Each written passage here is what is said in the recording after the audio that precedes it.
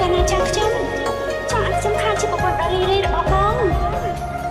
គឺខ្ញុំអត់ខ្លាចទេតែខ្ញុំចង់ឲ្យរក្សាពាក្យសន្យាតែមានអ្វីខុសទៅសេរីបើសិនបងព្រះជាចាស់បងមិនខ្លាចរំចាំនោះទេទោះឆ្លងរាប់ពាន់ឆ្នាំក៏បងសូត្រងទៅយកនៅស្នាមញញ៉ា你是现实未知的心跳，